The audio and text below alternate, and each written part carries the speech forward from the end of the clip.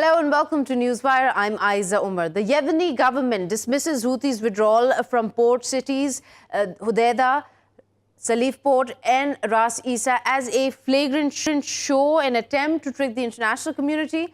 The United Nations, who is essentially supervising this withdrawal, has said that the Houthi withdrawal so far is going according to plans. Of course, they still need to publish and make public the report on this move. To find out more what the latest withdrawal from the Houthis finally could mean for this war that has killed over 70,000 Yemenis since 2016, according to the Armed Conflict Location and Event Data Project, and also for the world's worst humanitarian crisis. Let's speak to our guests. We have with us Mr. Yousef Mawry.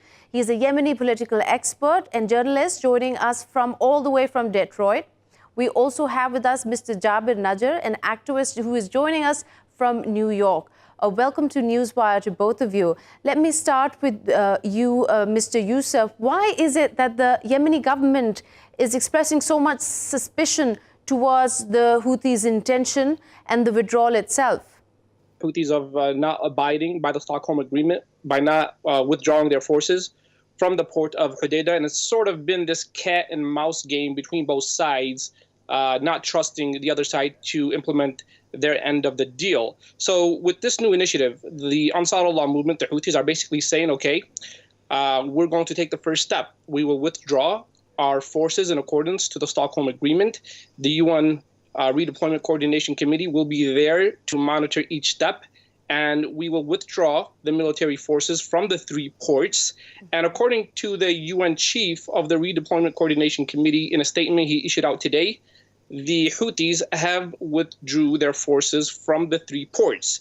This is phase 1 of the Stockholm Agreement. This is phase 1 of this initiative to... Do you think there was something that finally initiated this, that triggered this action? Because before that, there was pretty much an impasse between the Yemeni government and the Houthis.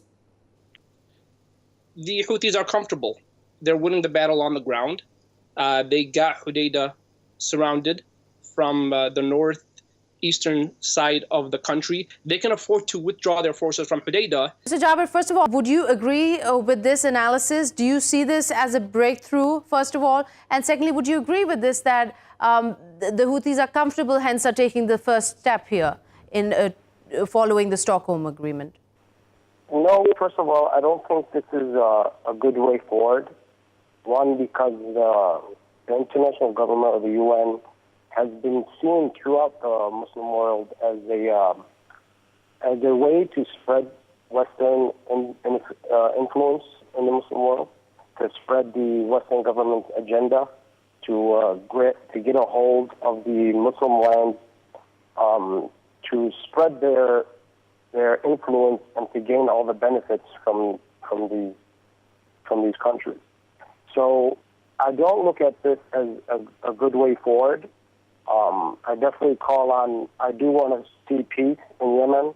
No, I'm trying to understand this. You don't agree with the basis of the Stockholm Agreement, or you don't believe that the UN has quite the intentions of a peacekeeper here? I think it's both. One, the UN has never really brought about any good change in the Muslim world. It was brought together to everybody knows that it's America and Britain that really controls the UN. So any type of interference from the UN would only benefit America and Britain. And their moral compass is never about helping people or coming to the aid of people who are suffering.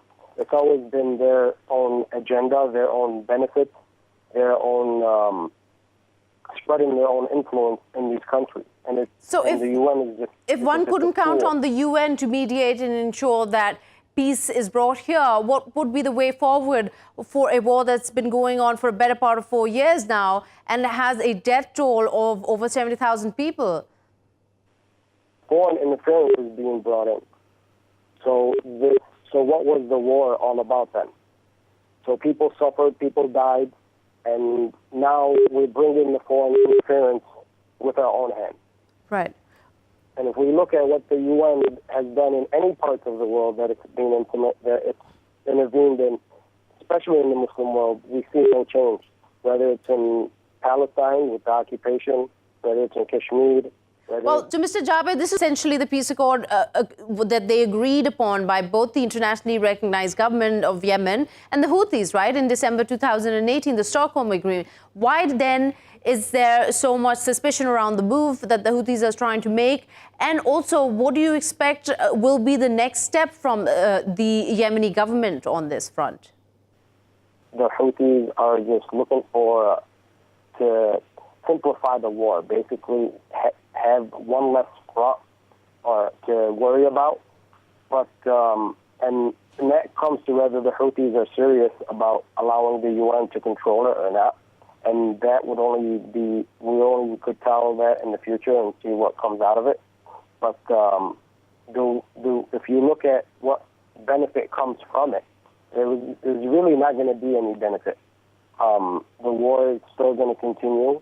The UN is just gonna be there to spread or to support whichever government they think would implement the agenda that the West likes. Right. And if that is the general game plan, if you seriously believe that this is the general game plan of the West to put in a puppet government and to rein in the Houthis because they are essentially the only threat left to having their way in Yemen? No, I think the Houthis, since they're in this fiasco that they put themselves into, have to find some kind of solution to get out of it. This, as everyone has said, from both sides, that this war is not gonna be victory for any side of on this war. It's gonna have to be negotiations to end the war. So the Houthis look at it as, okay, we have to find a way to stop the war, and the UN is one way of implementing that. And the UN just wants to get its foot inside in the door to then control what comes in and out of Yemen, so that any type of government that will be in place after the war will have to be someone that they approve. I'd like to introduce another guest who's joining us, Mr. Sami Nader from Beirut. He's a Middle Eastern expert. Mr. Sami, what is your take on what is unfolding right now? The Houthis has withdrawn. The Yemeni government is very suspicious of their intentions. What is your take on it? Is this a breakthrough? I mean, if it proves to be true, yes, definitely this is a breakthrough. But let's first wait the report of the UN Commission, just in order to make sure that this is not another ploy by the Houthi, because they have been dragging the implementation of the Sweden Accord for at least 8 months now. Why what has happened that has triggered them to now finally withdraw? Has there been a back channel talks? Has there been an incident? What is it? Have they caved into pressure? I think it's related to the conflict with Iran and the development that are taking place, the mounting pressure on Iran, the fact that, in my view, Iran has to give in on some of the front that is where it's waging wars or confrontation. And this, it's as well a sign towards the UN, especially it comes at the same time with this incident that happened yesterday against UAE ships, and this will definitely trigger a reaction from the United Nations, right, given the fact that here we are in front of a breach of the international law. Right. But you have also the mounting pressure inside Yemen, and the fact that the population are in desperate needs of resources, of humanitarian aid. The people there needs there to be paid. And but that now has the been a arrangement- situation that has existed for the past years. It is not a new development, the humanitarian crisis. If anything, it's just gotten worse. But the concerns that the Yemeni government have, that the Houthis, even though are withdrawing, they are positioning themselves to seize important supply lines and gain new ground. Do you see any credibility in this accusation? This is why I said let's wait for first of all to get the UN report that will validate if this withdrawal is true.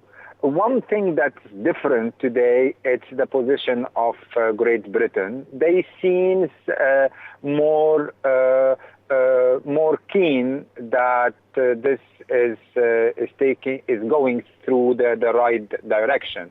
But based on the reaction of the legitimate government, given the past, one has to have doubts about the credibility of such move. But let's wait for the UN report to build, a statement on that. Right. And also there are concerns from the Southern Transitional Council, who fears that this is not going to achieve a complete withdrawal of the Houthis, that they are aligned with Islam and they are trying to actually get more ground. Now, I understand you mentioned that we are waiting for the UN's report, but having this Houthi suddenly withdraw is also very surprising considering the earlier 8 months delay. Yes, sometimes unilateral withdrawal does not mean a beginning of the settlement on the opposite, and we have seen that in different scenes, and one has to see to whom they handed over. Is it another Houthi with different uniforms? This as well could be a possibility, and a unilateral withdrawal, and even a partial settlement on the Hodeidah port does not mean a beginning of a final settlement when it comes to the conflict with the Houthi. This is why this arrangement, and if this is true, it has to be, I think, that the Houthi bent under the pressure, and they need a way out of a crisis in the Hodeidah that is not manageable anymore. Right, and the issues that were standing in the way of the Stockholm Agreement, and essentially still do, because this withdrawal itself is a very tentative situation, hanging by a thread, could go any way. What do you think were those key issues that were delaying the implementation of the Stockholm Agreement? I think at first they were they were consolidating this position on this port, first of all, because of the strategic importance of the Hodeidah port, through which they were channeling arms and ammunition. And this is definitely the last port they are controlling. So this position is very strategic on Al-Hodeidah. And this is why they have been delaying the implementation of the Stockholm Accord. That said, there are enough reasons to think that this matter is linked to the big file, or the big file that's called the confrontation with Iran. Iran is under pressure or on more than a front, and maybe this is the less costly price they have to pay in order to mitigate part of the international pressure. But the critics out there are also debating, quoting some of our guests even mentioned this, a WikiLeaks cable was leaked in which it was categorically said that there was no evidence that proved there was a supply of arms and ammunition coming from Iran to the Houthis. Yes, I read this leaks, though though I don't have, a lot of this kind of information. But all what we know is how much strategic is the sport and what role it played throughout the whole conflict. And this explains why they kept tight control and why they were ready to pay such a huge amount of price when it comes to death tolls and injuries that took place. No, but considering that it is being debated even that the Houthis didn't have the control of those arms or even goods or food coming through the port, is that something that you agree with, or do you see a dichotomy in that argument? No, I don't think. I don't think this is the case, to put it bluntly. But I'm not a military expert, though I won't dwell on this issue. All what I can say as far as my area of expertise, given my areas of expertise, it's the strategic importance of this sport and the report that we're reading on the use of this gateway to channel arms and ammunition. And if you read today the reaction of the UN responsible and even the English or the UK ambassador, for them finding a settlement to the Hodeidah port is partly because they want to stop channeling the arms being channeled through this gateway. Right, and also them claiming that for the U.S. Secretary of State Pompeo, he blamed Iran for using Yemen as a battleground for its proxy wars, but essentially isn't the U.S. doing the same? U.S. is not directly supporting militia. The support they are supplying the arms and ammunitions directly to the coalition forces who are interfering in what essentially is Yemen's own internal matter, aren't they? Yes, but the coalition forces has been asked by the illegal government, a government that was legally appointed by the Yemeni people. And this is one. Secondly, the coalition, and mainly Saudi Arabia, has been directly targeted by the Houthi militias. And the third point is, at the end of the day, there are UN council resolution that has to be implemented, and up to now, it's the Houthi part that is delaying the implementation of the UN resolution. Okay. All right. Thank you so much, Mr. Sami, there for your insight and your time. Also, Mr. Jabir, for giving us your input, as well as Mr. Mawry. With that, we're going to take a quick short break. We'll be right back.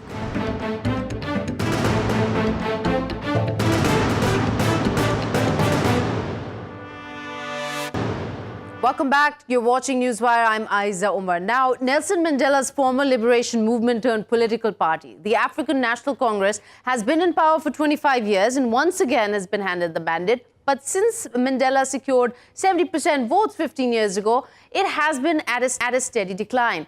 The turnout even for the voters for South Africa's elections this time has been less than what it was in 2014. It's been coming down. It's come down from 73.57% to 66%. But it's still more than what is in developed countries, to be fair, including the US and the UK. Before I get into details and introduce our guests, let's take a look at this news. We'll essentially highlight what has happened in South African elections. The African National Congress won the elections with 57.5% of the vote. The reduced vote share reflected the anger of the electorate at a series of corruption scandals and the racial inequalities that remain a generation after the party took power. 15 years ago, almost 70% of South Africans voted for Nelson Mandela's ANC. The 2019 result is also a reality check for a party which has been in the power since the end of apartheid in 1994. In 2016, the ANC got a wake-up call when, for the first time since the advent of democracy, we received 53% in local government elections. We had to urgently respond and arrest the downward slide as it became crystal clear that there was a discontent with the people. The party already knew it faced tough competition. In the past year, ANC President Jacob Zuma resigned while still fighting corruption allegations to be replaced by Cyril Ramaphosa. The win is important for Ramaphosa, who leads a dividing party. In his victory speech in the northern city of Pretoria, he said the election confirmed that freedom and democracy reign in South Africa. Our people have spoken, and they have done so clearly and emphatically. They have voted for a more equal society, free from poverty, hunger, and want. ANC took a record 69% of the vote in 2004, and since the support has steadily declined. That's the only way we can ever have a say in what goes on in our country. I think a lot of people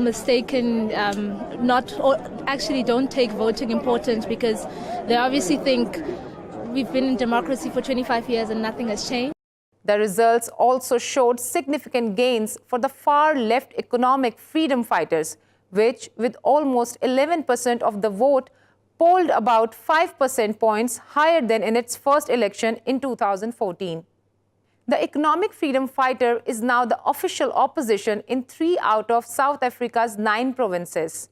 If we don't vote today, people are going to do whatever that we want. We'll just be striking, whereas today we had a choice. Amid the political range, there were also prominent gains for the right-wing Freedom Front Plus, as they won 10 seats in the parliament, up from 4 in the previous elections. Saturday's result puts the ANC on 230 seats in the 400-member parliament, down from 249 in the previous general elections in 2014. This result will, and the world reaction to it, will renew pressure on Ramaphosa to decisively deal with cabinet ministers accused of corruption. We are joined by Mr. Khaya Sithole, an analyst joining us from Johannesburg, and also Mr. Michael Appel, a journalist from Johannesburg also. Welcome to Newswire. It's so good to have both of you. Let me start with you, Mr. Khaya. There is a steady decrease that has been seen in the number of votes secured by the winning party, ANC, and especially now by critics, it is being said that maybe it's time to reflect, then to celebrate. Do you agree with that?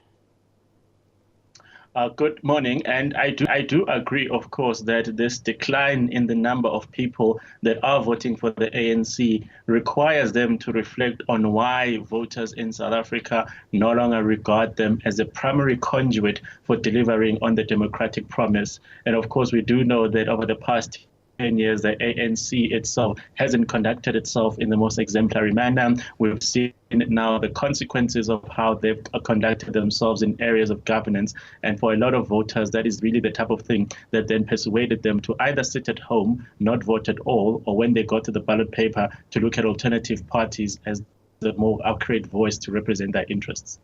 Right. And Mr. Michael, what's your take? Do you feel that now, having secured another term, the ANC will be able to deliver or regain that voter confidence that it's lost over the years? Well, I think there has to be an understanding from the governing ANC that this is probably the last chance that the ANC has to be able to prove to the over 10 million voters that voted them in and gave them that 57% percentage in this election, that if they do not make good on their promises to grow what is a very lackluster economy, under 1% growth, if they do not create the jobs, if they do not get young people, our youth unemployment figure is, I speak under correction, but considered to be the highest in the world. If the ANC doesn't create conducive environment, policy positions that create growth, stem the the tide of corruption in this country through the various mechanisms. There are several commissions of inquiry underway. If they do not do this, then in the next election, I think there is, and I'm sure our guest will be able to tell us that from 57%, the next jump down for the ANC is going to be very worrying to see if they will even get over that 50% mark. So they have to make good on their promises this time around. Right. Mr. Khaya, was it honestly, if one was to compare to get an idea of what exactly was it that really got the ANC the brunt of this lack of support? Was it the corruption cases? I mean, the ANC President Jacob Zuma himself has been mired in some really awful corruption cases, or was it not being able to jumpstart the economy as they had promised?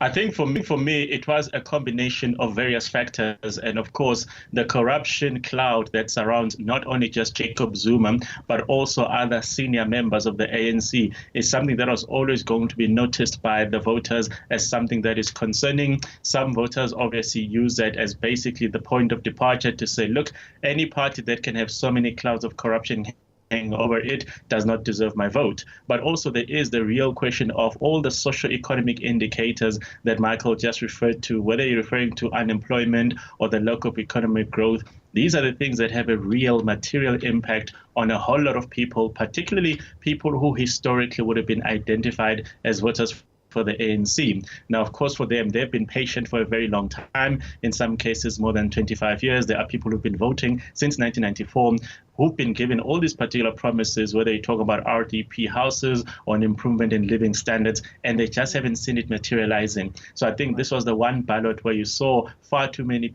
people then saying, actually, we've had enough. And some people still got to the ballot and they gave the ANC one last chance. Well, what's interesting here, Mr. Michael, is that essentially in a democratic society where a party doesn't deliver, it's usually the opposition that secures the government the next time round. Here, we've seen them serve for 6 terms. It's been 25 years. They've consistently declined in their numbers of securing votes.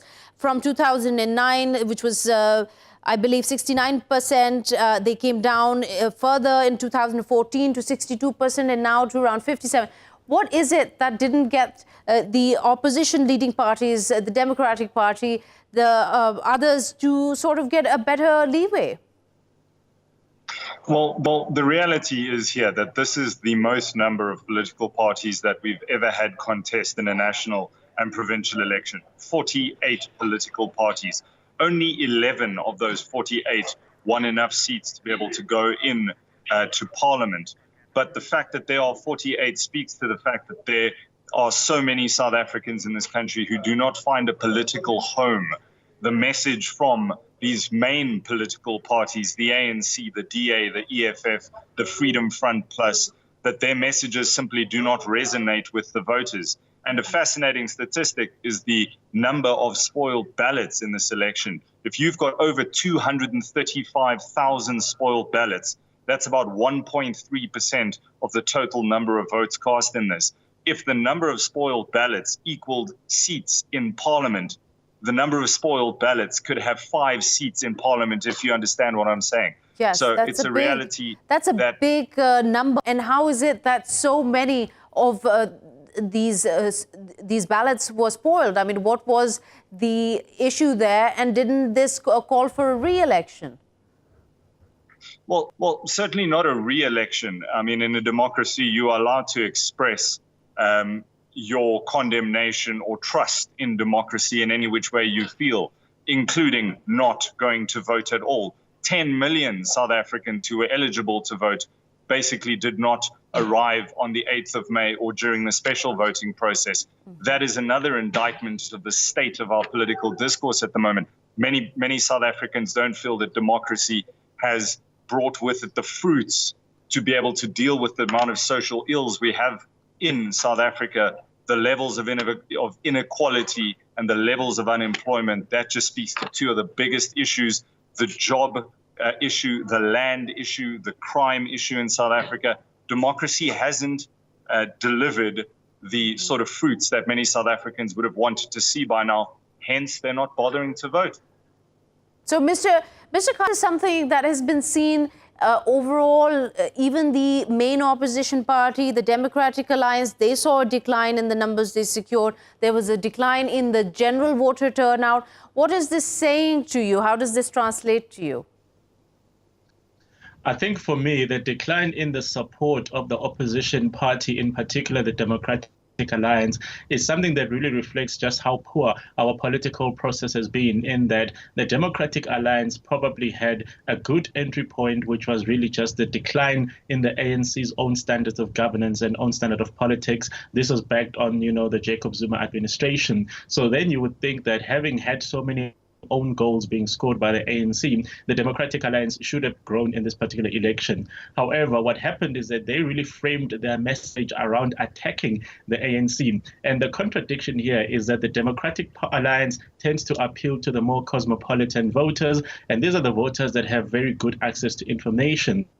So, of course, all the scandals that are associated with the ANC are issues that these voters would have been fully aware of simply because they're at the forefront of the information dissemination process. So, of course, for the Democratic Alliance to come through during an election campaign and sort of then make it sound like these issues were unknown and these issues were new, it was a bit of a limited strategy, because people said, yeah, we know that, but what is your alternative? What are you offering that is better than what we've seen?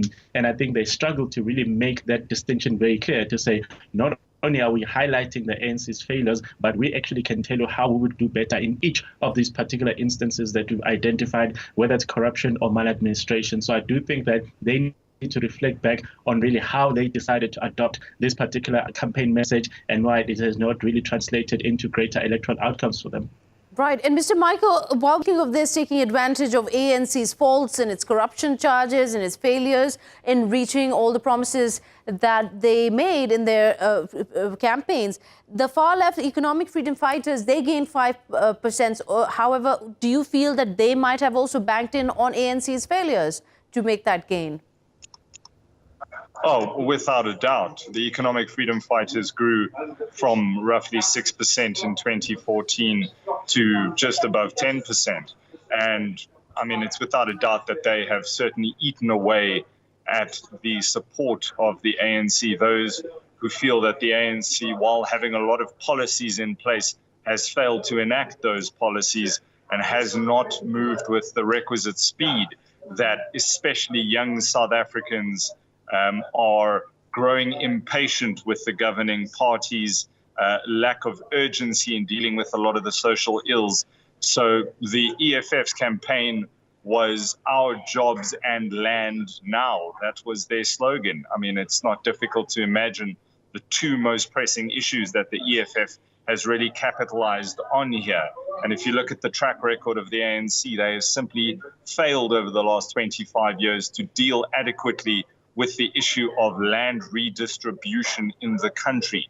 So that message of take land, expropriate land without compensation, and they've made some rather interesting promises around what sort of economic growth the EFF would be able to generate if they came into power. 6% and then 10% is what the EFF is promising the electorate. These are sort of outlandish claims if you speak to an economic specialist on this sort of thing.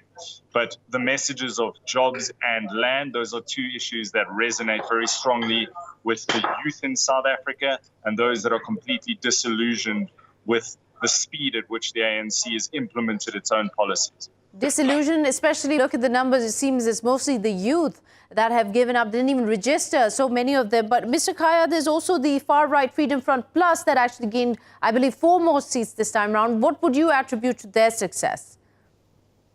I think, of course, for a lot of people, the performance of the Freedom Front Plus is the second big surprise of this particular election. The first biggest surprise for me being the decline of the ANC in its traditional stronghold of KwaZulu-Natal. But I think what you're seeing with the Freedom Front Plus is that what has happened over the past 18 months, at least, there's been a vacuum in the political discourse relating to people who feel that the policies of the EFF are far too radical, and they've also then witnessed the ANC gravitating towards those policy pronouncements. So, for example, if you look at the land conversation, the EFF has always been very clear about what its views are, and later on, the ANC then started shifting towards that particular position. So what people wanted to see from the Democratic Alliance in particular is a very clear and an explicit stance on what their view is regarding the land question. Unfortunately, in the way they crafted their message, it left a lot of people not really certain about what the Democratic Alliance position was going to be on this matter. We've seen in the past that some political parties have even used, the legal system and the courts to try and intervene in particular matters. The DA didn't really seek to do any of those things to sort of disrupt the momentum around the land question. The Freedom Front Plus was obviously always going to be the extreme exact opposite of what parties like the BLF and the EFF were saying. So at least people know where the Freedom Front Plus stands. And now that we know that the Constitution will be amended, what some people will bank on is the Freedom Front Plus being really that check and balance in Parliament that says, look, if you're going to do this, do it within these particular parameters. And I think the DA failed to position itself as a party that was going to be the requisite check and balance in the next Parliament once we start amending the Constitution. So there's a lot piled up in front of the ANC, but do you feel, Mr. Michael, that Cyril Ramaphosa is in a position that he can take the party forward, maybe save it and even complete this term?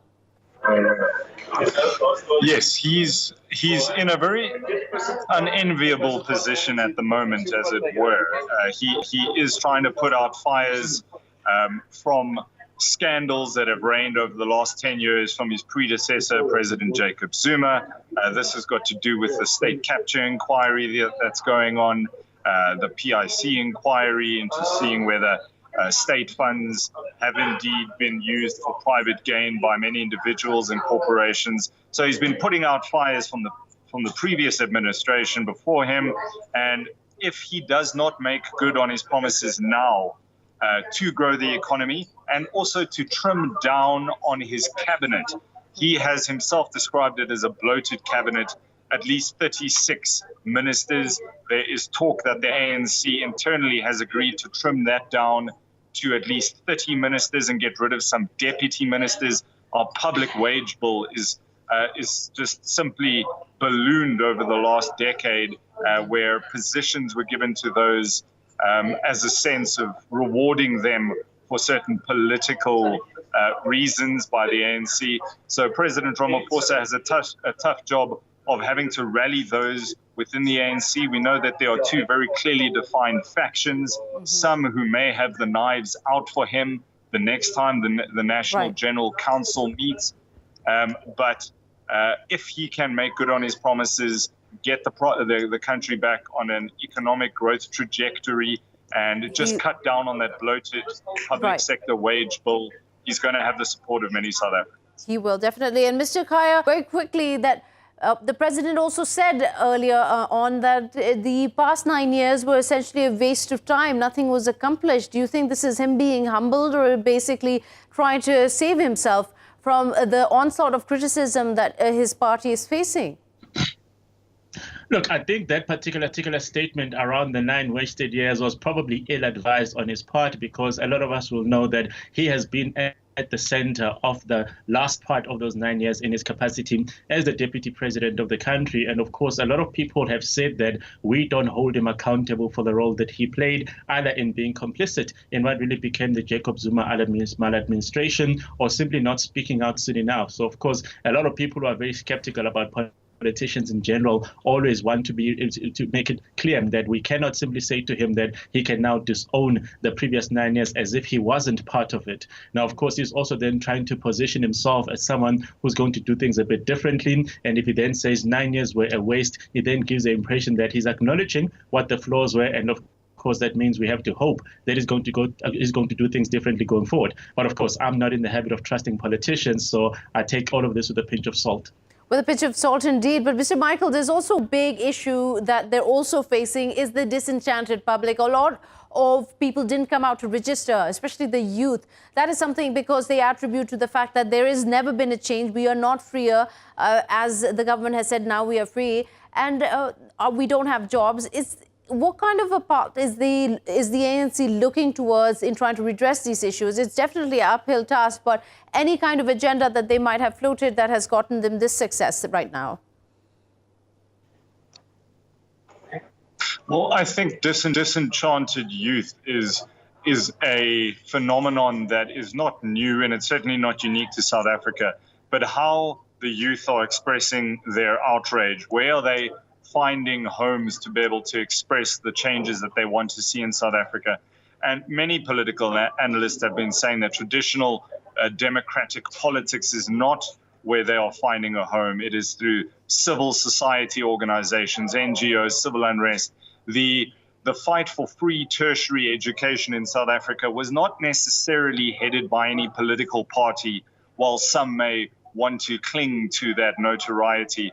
But it was the fees must fall movement that was started at a tertiary level that really galvanized a lot of young South Africans to join it. And politicians got on the bandwagon halfway through that. But if the ANC wants to rejuvenate interest in politics, it needs to look at its own youth structure, the ANC Youth League, which has for years been mute on several issues and is largely seen to be ineffective in the body politic of young South Africans at the moment. All right. Unfortunately, that's all the time we have for now. Michael, Mr. Khaya, thank you so much for shedding light on this issue here in South Africa as the ANC wins another round, another term. Let's see how well they fare this time round. And with that, I will say goodbye. We'll see you tomorrow with a new episode of Newswire.